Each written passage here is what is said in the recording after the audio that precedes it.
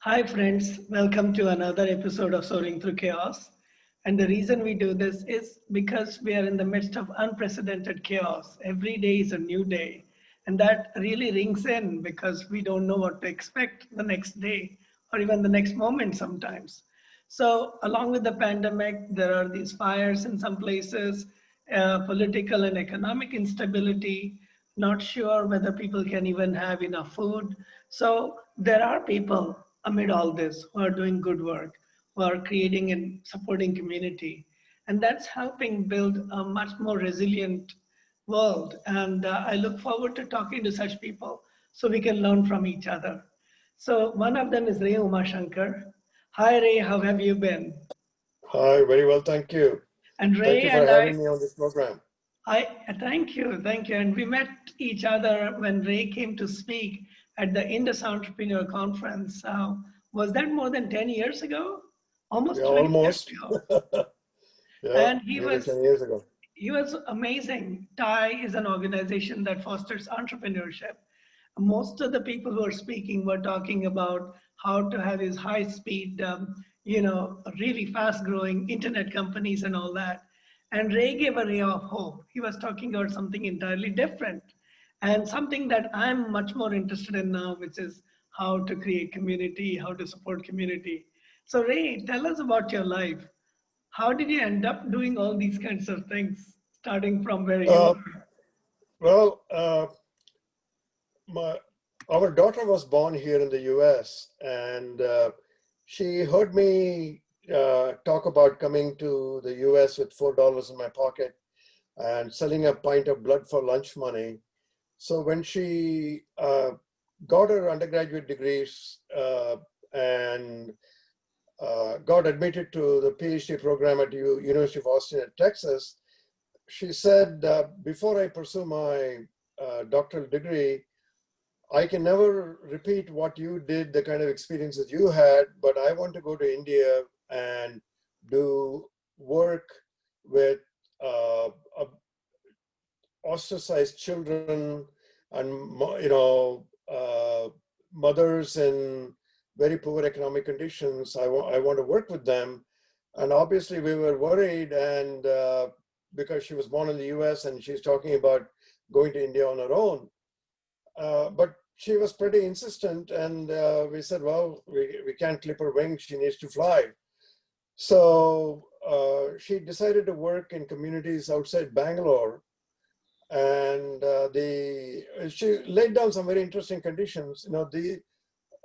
This was a little more than 10 years ago, where there was a lot of demand for people with American English speaking skills to work in call centers and all that. So she said, would you and mom support me for a full year? And also I need to have my own place and not stay with relatives because they would expect me to come home by 7 p.m. And all those kinds of things, but I need the freedom. So we said, fine. So when she did this for a year and came back, she said of all the people that she had come across, women who had been trafficked for sex, their children and sexually abused children, she said, are the ones that are lowest of the low, they need help. So that is how we got started. And we started teaching them English and computer skills and started getting them employment. We partnered with very reputable NGOs in India, Sunita Krishnan, who started Prajwala in Hyderabad, Rescue Foundation in Mumbai, and then subsequently Kailash Satyarthi Children's Foundation. So that's how I got involved in this. And then I took retirement from the University of Arizona to focus on this work full time. So that's the background. Amazing, amazing, because I've seen the work that you and others, affiliate organizations have done, the Kailash Satyarthi Foundation and all that. What keeps you going so much? I mean, I see you as energetic now as you were when I met you almost more than 15 years ago. And I only see you Well, more energetic now. the most important thing is to have a purpose. And I'm 78 right now, and uh, to uh, whatever number of days that I have left, I want to feel, I want to give back.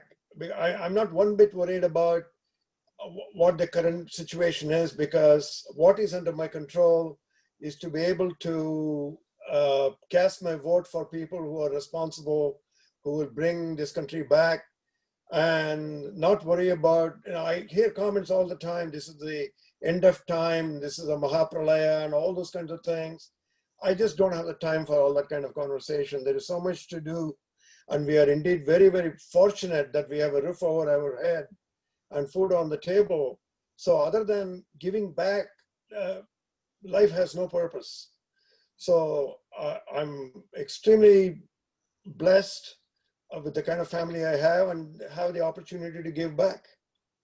No time for complaints. Well, thank you. Thank you for the reminder to become like a karma yogi and do the right thing rather than bicker about what's wrong or what's not going on. There are too many things that are different from 6 months ago, but we cannot complain. Nobody did it to us. Changes are happening. So that reminds me, has your organization asset gone through changes in terms of your focus during this pandemic? Uh, uh, it's not a change in focus, except new challenges have come up. For example, our partner in Hyderabad, Sunita Krishnan and Prajwala, they approached me and said that there is an emergency situation in Hyderabad where more than 10,000 daily wage earners who are refugees from the northern states, they are stranded, no food, no shelter.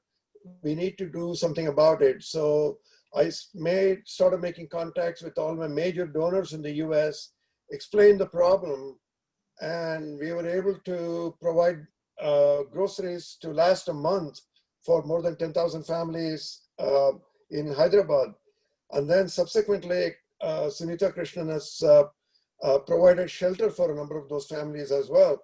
So the point being, you can be too rigid about your mission. In order to succeed, you need to focus on mission, but then emergency situations come up, like right now. And again, look at it as an opportunity and not say, oh, this is something that I cannot do, but just jump in and do it. That's wonderful. That's wonderful. Before you got into asset and this kind of work, you were the associate dean at the University of Arizona. Your life must have been quite different then, isn't it? Definitely, even there, I had a great time helping students from low-income families, encouraging them to pursue engineering and provide funding for their education, those kinds of things. And when my daughter presented me with this opportunity, I felt the time was right for me to quit my job and do this full time. And now you've been doing this for almost 10 years. In what ways has this work changed you? In what ways has it changed you in any way? Uh, it has changed me in the sense that uh, I'm more fulfilled with using my skills for something that can make a difference in the lives of so many people. And I feel that I've gained as much as those that I'm working with. It has made me more understanding of the issues that people face, and not just be satisfied that, hey, my retirement is taken care of and I'm well settled. It's like, I feel that I need to do even more. I recall meeting you 5 years ago in Woodside in the mountains, and you were so energetic. It was very inspiring. And it's even more inspiring now to see you like this during the Thank you. pandemic, when a lot of senior people are worried about health for good reasons. But from what you're saying, that's not one of your worries. You're focused on your work. Absolutely. And whenever I'm going to be taking my last breath, if I think back and say, what have I done with my life? I can close my eyes and say, yes, I did make a difference. Wow, that's wonderful. Do you have any suggestions for people who, for various reasons, are anxious right now? How they can come out of that anxiety and be present to what's happening? I think the easiest way is stop worrying about yourself and look around and find those who are a lot less fortunate than you. There are people who have lost their jobs. They're not able to find uh, support for their families. They're facing situations where they may be evicted. So there are so many different ways that you can help. If you look at what other people are facing, then your problems look insignificant and sometimes even silly to be worrying about yourself and your future. And worrying about your future doesn't do any good anyway, because there are lots of things beyond your control. But what is in your control is how you can help those who are in need. So, Ray, I've always seen you as this cheerful, almost a cheerleader for causes. Even the very first time I met you, that was in the late 90s, you're always doing something interesting, something where less fortunate people were helped. Were you always like this as childhood, or was there a transition in your life which brought you on this path? I, I, I, I was always looking at people who had a lot less than what we had. You know, we live, five of us living in a one-bedroom flat in Mumbai, but still we had a lot more than many others. So I was kind of cognizant of it, but I was not an activist at that time. And things changed after my arrival. I was coming to the US, and the ultimate question was, okay, now I have a house and two cars, then what? This cannot be life. And that led to being open to other opportunities to give back to society. Well, it's always fun to listen to you. Do you have any other hobbies besides your work or anything that keeps you engaged day to day? Uh, I did a lot of mountain climbing, whitewater surfing, and a lot of those kinds of things. And after multiple injuries, I'm doing everything at sea level right now. So the and living in San Diego, we are very fortunate that we are able to go for early morning walks along the harbor, and rest of the time is spent on spending some time with the grandchildren when they're not in school, but mainly focus on just today. I got notified about a lady in Nagpur whose husband suddenly passed away, and she has a tumor and has a young child. So here again, you can always say this is not part of our mission. So jumped in and say, okay, round up a bunch of people, go find out where she lives and see what can be done. What does she need right away? There are Uh, always those opportunities all around you. and that's true. And in fact, right now, nobody can complain that there are no, what can I do? There's so much to do. It's a little So much to do, overwhelming though, yes.